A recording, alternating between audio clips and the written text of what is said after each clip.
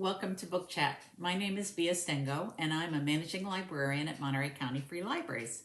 Tonight I'm going to talk to you about this book right here. It's called The Kitchen Front by Jennifer Ryan, and it's a very charming historical fiction book that I thoroughly enjoyed, and I think you would too. So this book is set in 1942 in the south of England. It's outside London, where the bombing and the London Blitz is pretty bad. So some people have been sent out of London in order to be able to survive better and to help the rural communities also. So the Kitchen Front is actually a cooking competition organized by the radio, by the BBC radio, to inspire home cooks with recipes to feed their families on the rations that they've gotten in England. So food is severely rationed. They don't have a lot of options for the things that they can eat. And so the cooking competition is to help people figure out how to cook what they need in a more creative and interesting and appetizing way.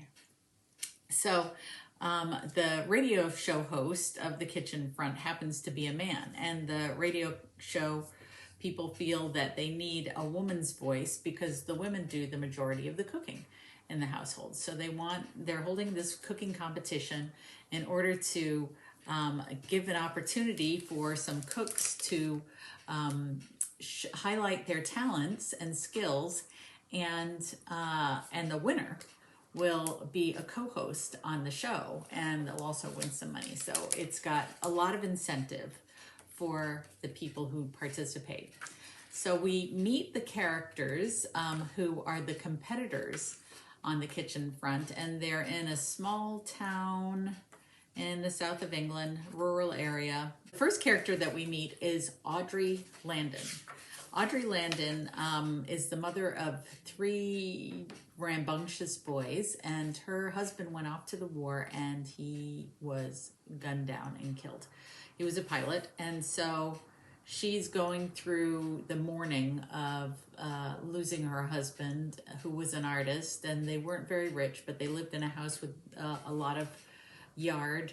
So Audrey's doing her best to support herself and her 3 sons and feed everybody. And so what she's done is in her garden, and this was pretty typical in England in World War II, everybody turned whatever flower beds they had into useful vegetable gardens, herb gardens, so that they could grow their own food. And so she's got a big garden with a lot of varieties of vegetables and herbs, and she's a very good local cook. And to support herself, she started her own little business of baking pies for local stores and restaurants and big houses where they might need extra food to feed everybody who's there. So that's Audrey Landon. And you have a lot of sympathy for her, and you're sort of rooting for her at the beginning because she really wants to win. She thinks it'll really help her and support her sons and support her lifestyle.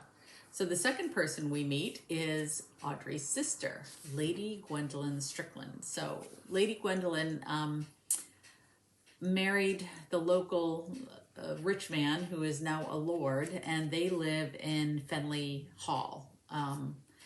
And so she has a lot of prominence in the community because she's married to the local lord, and so she serves on a lot of committees. She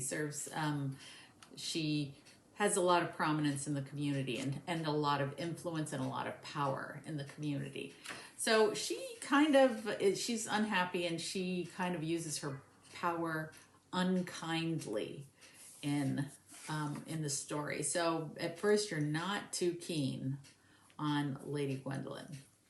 The next character we meet is Nell Brown, and Nell Brown happens to be a kitchen maid. And so that's not the house cook, that's sort of like an assistant to the cook. So Nell Brown is a kitchen maid at Fenley Hall, which is where Lady Gwendolyn lives. And so she is a cook, an assistant cook, and works very closely with Mrs. Quince, who's the house cook, and they have a very strong bond and a very fond relationship. And so she and Mrs. Quince are sort of competing together as the third contestant in the program. And but Nell is super duper shy. So Mrs. Quince is trying to help her gain some confidence because she's a very good cook and has a lot of skill and sort of a natural talent and a natural ability to know what things taste good together and how to spice things nicely to make them taste good. And the fourth competitor in the competition is Miss Zelda DuPont. And Zelda is a self-made, scrappy woman who moved to Fenley from London. And so she worked really hard in London to get herself to be a chef, because it's not something that they allow women to do in the 1940s in England.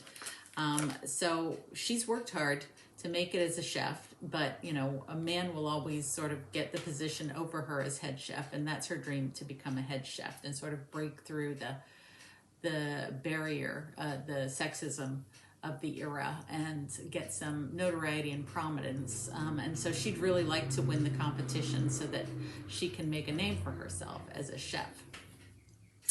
And you learn a little bit about Zelda's beginnings. She's got kind of a rough beginning, and her real name is not Zelda DuPont, but that's the name that they use throughout the story for who she is. So the competition goes on, and it's very interesting to see how all the women's lives come together. And so at first they're adversaries, but then as the story goes on, they become good friends, and they actually root for each other and kind of help each other in the competition. So the story has a lot of interesting twists and turns. It's set during World War II, which is a difficult time. At the end of each chapter, or throughout the book, they have recipes, which is super fun. So you can learn to cook some of the things that they talk about in the story.